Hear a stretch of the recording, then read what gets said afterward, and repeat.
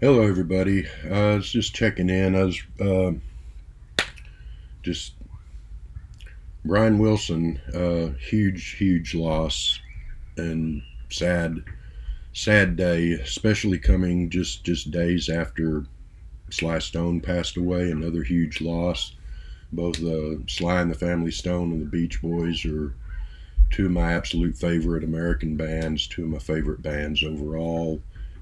Grew up on their music and have loved them for years. Just a sad day to wake up to. I don't know what time it was, but it was this morning, and I was looking through Facebook, just scrolling through posts, and I belong to several um, Facebook groups for the Beatles and the Rolling Stones and the Who and so forth, the Kinks, and I belong to the Brian Wilson group. So it's not unusual for posts to come up about him or Beach Boy related stuff. Almost kind of scrolled right past it, saw a picture of him, but then something caught my eye, and I looked, and it was, saying that the family was just the announcement that he had passed away, I guess last night or this morning. And at first, I was said the post was only a minute old, so I wasn't sure what to think, just sort of stunned and shocked. And I checked, Googled Brian Wilson news, and there wasn't anything up. So I wasn't even sure if the post was legitimate. People put a lot of crazy stuff up on social media, and it was it was a good 15 minutes or so before news stories started coming up about the loss of Brian this morning, and it hit me that 2025 seems like it's just been a terrible year for losses of musicians and other people that were sort of my time, and like I said, a lot of you all watching out there, kind of the same age range as me, so your time too. I suppose that you can look at any year and look at people who passed away in that year, and there's always going to be a lot of them, unfortunately. But some years seems like it's just more than usual. I remember, I think it was 2016. We had Prince and David Bowie, and Mary Tyler Moore, just a lot of someone from the Eagles, and quite a few. And this year, I was later this day after I read the news, because I was just thinking about how many people we've already lost this year, and I looked up a list of people on the computer who have passed away, musicians who have passed away so far in 2025, and this is wrote some down, and this really isn't even a tenth of everybody. There's a lot of people on there that I didn't know. Some people that are, I don't want to call anyone minor that's passed away, but were less famous or less known, but just a partial list so far this year. This is in no particular order, but Wayne Osmond of the Osmonds, of course, Sam Moore of Sam and Dave, Peter Yarrow, Peter, Paul, and Mary, and I think he was the last one of that bunch. Mike Peters of the Alarm, Garth Hudson of the band, Marion Faithfull earlier this year, Butler, that hit me really hard too. The Beatles, Kinks, and Jam, just my three favorite bands of all time, and so one of the guys from the Jam has now passed away. Jerry Butler, who's a solo artist and was in the Impressions before that. Roberta Flack, David Johansen, Joey Mullen, Badfinger, of course, Brian James, the guitarist for the Damned, great band. They were generally credited with putting out the first punk rock single. Clem Burke, another, from Blondie fame, and played with other bands too, but just an incredible drummer. And I always thought he was seemed like a really cool guy. Sad loss there. Rick Derringer of solo fame and Hang On Sloopy fame with the McCoys. Roy Thomas Baker, who producer with the Cars and a lot of other bands like that. Dave Allen from the Gang of Four. Larry Tamblyn from the Standells, Dirty Water, great 60s hit. And so then in this past week or so, we've lost Sly Stone and Brian Wilson, and it's some other people I've seen. Matthew Street, I've seen Joe Mayo.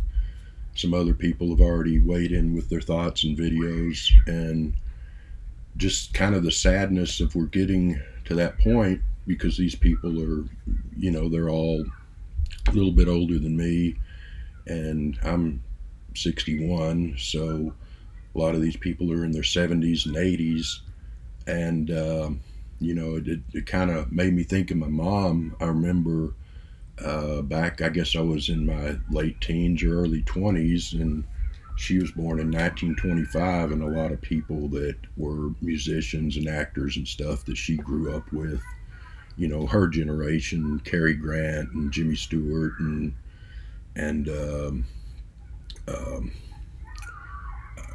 people like that, some of the musicians, and they were all starting to die off and go. And I remember her saying, that pretty soon none of those people are going to be left, and these are the people I grew up with.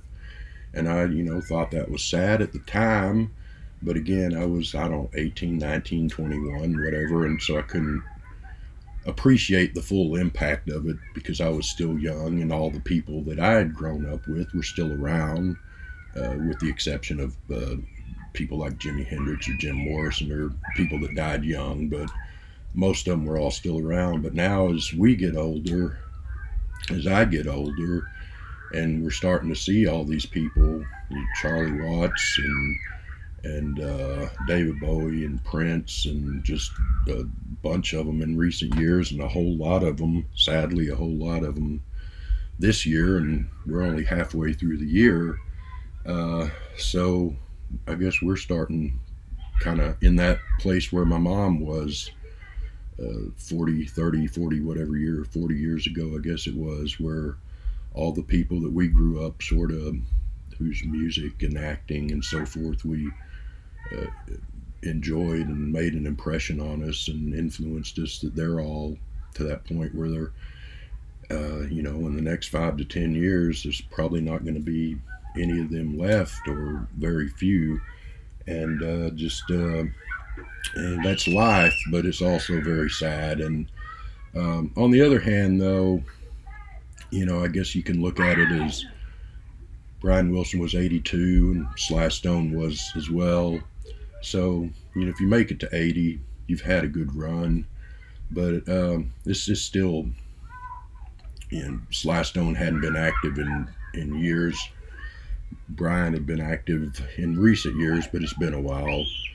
Uh, it's still sad, and you feel for the loss of that. You feel for their family and everything.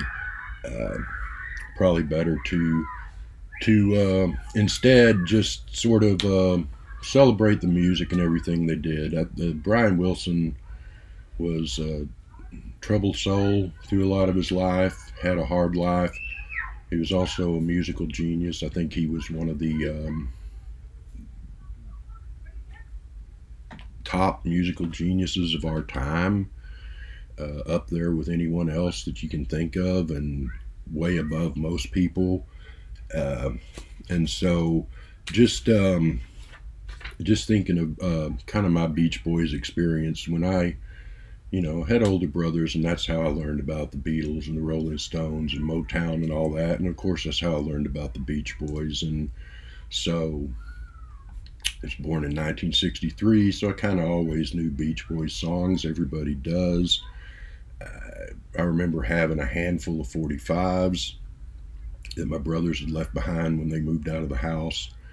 And somewhere around mid 70s, I got the Endless Summer double album of greatest hits that came out, that kind of re-kick started their career, because they'd kind of fallen out of fashion and so forth in the early 70s. Even though they were still making really good albums, they weren't getting airplay or notice or attention as much as they had been back in the 60s in their heyday. Uh, got it through one of those Columbia House, get 10 records for a penny, and then buy 5 other records at triple the price of a regular record price. You know how that went. Had that album. I knew the songs. I liked them. They seemed a little bit old fashioned and corny in a lot of ways, but I liked them. I played the album. I was not into the Beach Boys the way I was into the Beatles and the Stones and so forth and so on. And later on, you know, mid to late 70s, I got into the Clash and the Jam and Ramones and Blondie and so forth. And so the Beach Boys were, they were there, and I liked them, and I couldn't deny the beauty of something like God Only Knows. And I thought Brian knew the story of them somewhat, not as well as I knew the story of the Beatles or a lot of other bands I was into to a bigger degree, but I basically knew a little bit about them. Liked their music. I went in senior year of high school, about a month before graduation. A couple of buddies of mine, one of them said, "Hey, the Beach Boys are playing at Fort Worth Convention Center. We should go get tickets." And it's like, yeah, okay, why not? It'll be fun. So I saw them 1982 there. I know Mike Love and Carl Wilson were there. I don't know if Brian was there that night or not, because I know that he, toured with them early on and stopped touring around 64 or so and just concentrated on writing and putting together the music while the band went out and toured without him. But even at that point, he would still go out and tour or show up at a show here and there. So he may have been there in 82. I'm not sure. Dennis might have been there because I know he passed away not long after that. And then the next year in 1983, I was in Chicago, and they have Chicago Fest every year, and with some friends, and went to that, and the Beach Boys were playing at Soldier Field, so I saw them again. And again, it was fun. Everyone, whether you like the Beach Boys or not, everyone knows the songs, or at least everyone of our age range knows the songs. So, people were dancing and singing along, and it was a fun time. It wasn't, and at that point, I got Pet Sounds somewhere in the early 80s, and, some of the songs, Wouldn't It Be Nice, God Only Knows, Caroline No, just masterpieces, and I loved them right off. The rest of the album, it took me a while. I really didn't understand it initially, came to love it later, but and that's about all I had Beach Boys wise. And I remember when Dennis died, hearing that news. I remember when Carl died later on, and I'm not gonna say it didn't mean anything. That's sad, but I wasn't really into the band. Got into them. Really got into them probably about maybe 12 or so years ago. And at that point, I just, got into them and listened to them and learned that, the hits everybody knows of the early 60s is Surfing USA, California Girls, Barbara Ann, In My Room. You know all the songs, Good Vibrations, great stuff, no argument there. But got into them and got into the later albums of the 70s after they had, late 60s and early 70s, after they had kind of fallen out of critical and public favor and notice. Learned that those albums are really great and really worth the time also. And just kind of learned all about the Beach Boys, and yeah. But I remember I remember riding around in the car at high school with some buddies, and we'd all had a bottle of beer or two, and Barbara Ann comes on the radio, and we're riding around. We turn it up, and we're just laughing and singing at the top of our lungs along with the song. And half of us couldn't sing worth a damn, but it didn't matter. We're having fun. I remember, that when I saw him in '82, like I said, about a month before I graduated high school, it wasn't the excitement of that same year, I went and saw the Who and the Rolling Stones a year earlier, and uh, the Clash, and then I was more excited about going to those concerts than I was going to the Beach Boys. The Beach Boys at that time to me were just like, yeah, sure, why not? It'll be fun. But yeah, it was a lot of fun. I mean, there were cute girls in there. We kind of chatted up some girls and danced with them and sang along to the music and had a good time. And then later really got into the band. But Brian, like I said, he had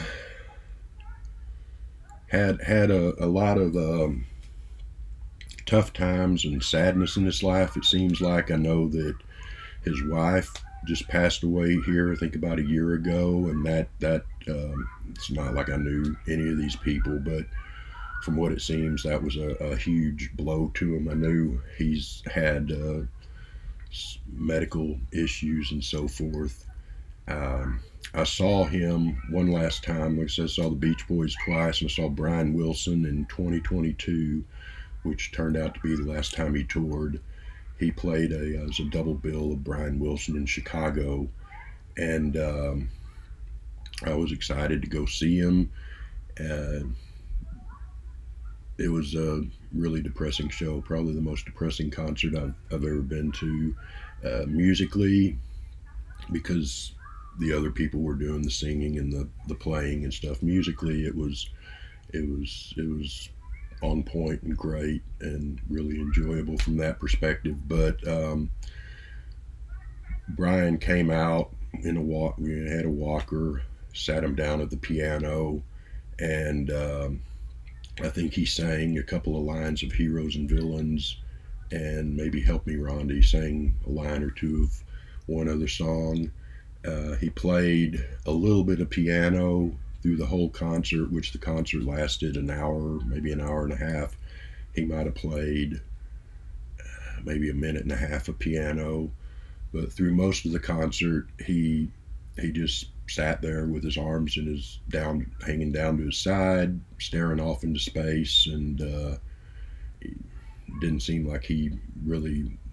I don't know that he wanted to be there or not. It seemed like he didn't really know where he was, and so that was just. It was great to see him, but it was sad, really sad to see him in that shape. So I'm glad that his family or whoever had the forethought to pull him off of the touring, and so that he could have his last few years at home. And I have no idea what his life was like, but I hope that he was surrounded by family and happy and still got to go in his room and play piano and make a little music and so forth. But I just yeah, it's a sad uh, undeniable musical genius, and some of the best music ever made. Songs that are just so achingly wonderful and beautiful. Uh, God Only Knows, Caroline No, Warmth of the Sun, Till I Die. I could go on and on. And songs that have been part of the soundtrack of my life, songs that have been a source of fun and joy and comfort in the good times of my life and in the heartbreaking sad times of my life. And it's hard to listen to the Beach Boys and whether you're up or down and not get a little bit of a lift. And and